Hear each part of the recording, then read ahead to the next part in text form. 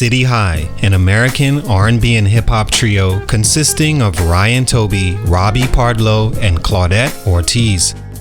What would you do if I told you you could be a part of a future successful hip hop and R&B group that would release a top 10 Billboard 100 song that would eventually go platinum and be nominated for a Grammy, leading to your group's debut album that would go gold, and there would be major press and tours overseas, welcomed by tons of fanfare and even support from a legend in music? The catch though is you'd be teamed up with your high school bitter/sweetheart who was still obsessed with you, along with being an angry alcoholic to your recollection who also was abusive to you physically and verbally, so you decided to break it off. On the other side, in the group with you both, is a person that treats you the exact opposite and is usually there as a shoulder to cry on, who you secretly would fall more and more for and could see a serious future with marriage, the white picket fence, children and all. But it wouldn't last because a dry shoulder and a safe haven just isn't enough for you. This all would cause the group to find itself in quicksand and eventually succumb to the circumstances, really never to be heard from again, not even a few years after, and basically not live up to expectations. Would you still plunge into the idea of the group if it meant short-term success, fame, an album, and a hit song's worth of royalties, but lost friendship and scars you can't erase that every interview wants to only talk about? Well, that's basically what Claudette Ortiz was facing when she was told back in the early 2000s, approached to be a part of something hip-hop legend Wyclef Jean was putting together. A group that included her first boyfriend she was only 16 and dating, that she left because of the abuse she sustained in the relationship according to her, as well as with her future husband she'd share 2 kids with. Of course, the latter she couldn't have known would happen, but she took the plunge anyway, and at first it was all a success. The group had the brainful idea to take the country music approach of making happy-sounding songs that had equally as sad lyrics to it, and made a hit on their debut single called What Would You Do in 2001. Immediately, the song was a smash hit on the radio and countdown shows, making its way to topping multiple charts all over the world and being recognized by the Grammy board as a top 5 R&B performance by a group or duo. To say the success was short-lived though would be an understatement, as soon after the group would disband and the love triangle would take on new adventures. None of that led to more music and success from City High as they watched their potential squandered. What happened? Let's talk about it. Salute to BK December Solstice for this request. It's your boy JC Stunted Growth Music. Let's get it, man. Take a minute to like, subscribe, and comment on who I should do next.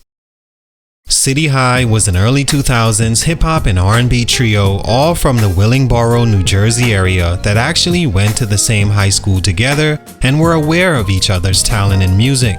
Claudette Ortiz and Robbie Pardlow would begin a high school romance when she was 16 and he 18, even though warned by her older sister not to date him because of his alleged issues with drinking and becoming violently aggressive. The two carried on a relationship for a few years and broke up after she'd finally witnessed firsthand what her sister was warning her about. Robbie, who was a talented singer, was being courted by Wyclef and about to sign as a solo artist when he introduces Claudette to Jean and had her sing for him. Immediately, he wanted to sign her as well and had the idea to put them together as a duo. That idea was scratched in favor of adding another member and making it a trio. Ryan Toby was introduced to the situation, who was sort of a child star, performing in the movie Sister Act, but couldn't find musical or acting footing thereafter. They came together and formed City High. Stunt number 1, mixing business and pleasure. All my life I've heard the phrase never mix business with pleasure, also the one about never doing business with friends or family, and you know what? They were 100% correct, as it pertains to me and about 95% of people. My mother used to always say, the same way you fight with your brothers and sisters at home, you better be ready to fight the people outside threatening you or any of them. And that kinda explains why disagreements happen with the people closest to you, because it's them you know how to hurt when you feel hurt, and worse when you introduce money to the fold.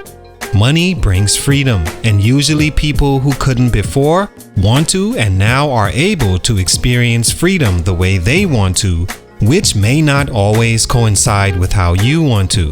This is the dilemma of shared responsibility that leads to success. In the beginning, there's one goal, and you all work hard and sacrifice to achieve it. And by the time success rolls around, you all become open to the thought of knowing what it would feel like to do things more your way. It never fails. Business and pleasure are two of life's greatest things, but when mixed together like it was with City High, there's always the chance things come crashing down. Both Claudette and Robbie knew the risk of getting together for a group situation after their high school puppy love relationship that turned sour was over, and they both still decided to jump head first if it meant musical success. First mistake. Or was it? Because it did breed all the success mentioned earlier.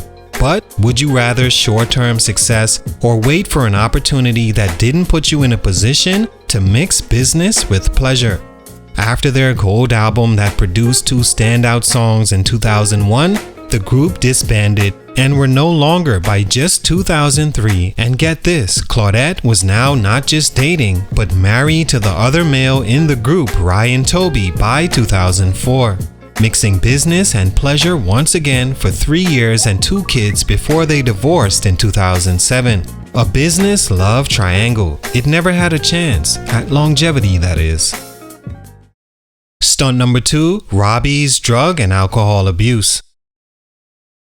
To me, this was a huge growth stunt for the group City High, because an argument can be made that had he not been involved in those two things, according to everyone that knows him and his intervention episode on A&E, none of what happened to City High the group would have taken place.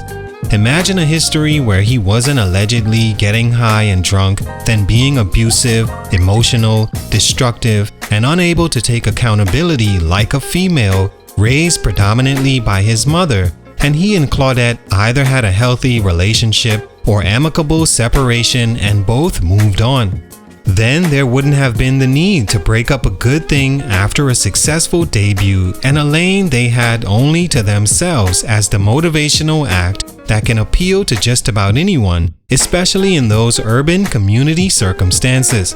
They had at least 2 more successful albums in them, especially after being nominated by the Grammy board and recognized for their talent on the highest level. According to Claudette, she was afraid to even win the award on Grammy night because Robbie was allegedly so drunk she didn't know if he could compose himself if they had to go on stage. According to Robbie, Claudette breaking up with him and beginning to date Ryan made him drink even more and is the reason he disappeared from the game. Something Claudette describes as him attempting to blame her for his failures. Not to blame everything on Robbie being a but that's kind of what you are in my book when you let alcohol lead you to doing things you wouldn't as a man when you're sober. Either way, it was a huge reason the group didn't last very long. Stunt number 3, RnB and Claudette getting together. And lastly, we can't bypass the foulness of this elephant in the room that killed the idea of a reunion at some point, much like the Fugees after their issues. Reunion is always a possibility, and for artists, a good way to continue working and touring your music after a certain age and point in your career. Ryan and Claudette getting together and shining that in the face of Robbie, I just say was not the most respectful idea. To already be married by 2004, 3 years after their debut, and 1 year after Claudette and Robbie officially called it quits, means there has been feelings and possibly something going on for much longer, even parts of the time she and Robbie were still a work in progress. This means twinkling eyes, lower back hugs, and possibly even intimacy that led to such a quick turnaround from abusive relationship to marrying his groupmate. This sent Robbie into depression and more drinking as he disappeared from music altogether. It also mixed business with pleasure once again for Claudette, and once again it didn't work long term. They all have since moved on solo, but none met expectations or had any real solo success thereafter the group. All in all, City High were a messy group that probably shouldn't have came together in the first place with everything going on between them at the time. They did experience being on top of the game, even if it was just once and lasted a short time, so salute to them for that. But for these reasons, their growth was stunted. Much respect, it's your boy JC Stunted Growth Music, and I'm out.